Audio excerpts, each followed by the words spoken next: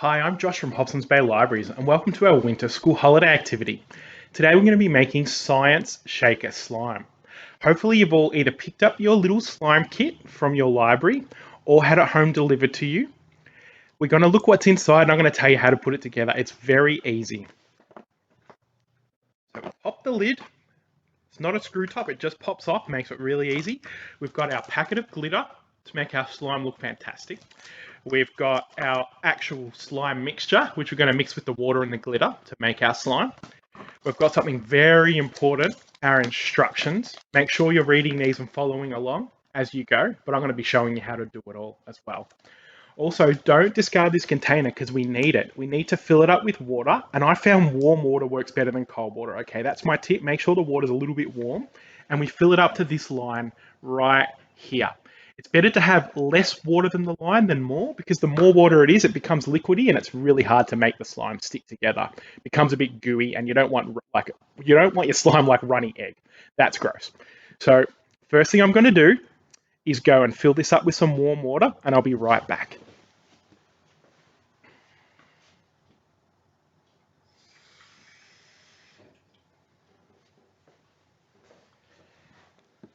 It doesn't take long because it's such a small container.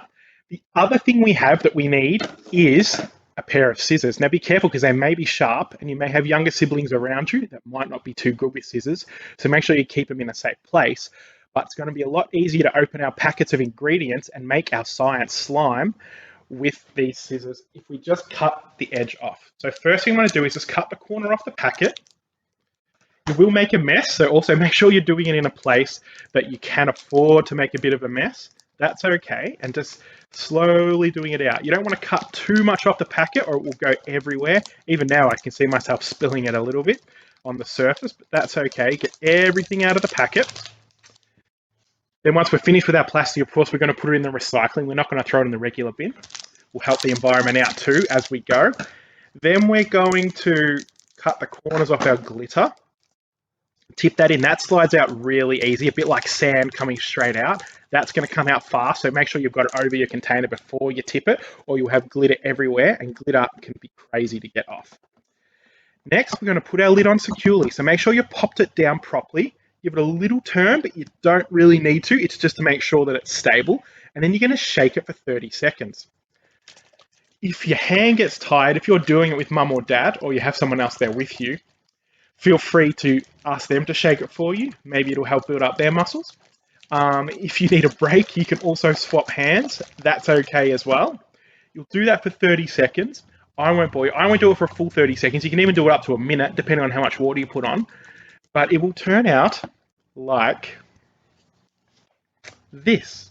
Once you've done it, you should be able to open it up and poke it, and it shouldn't move anymore. It should be just like slime.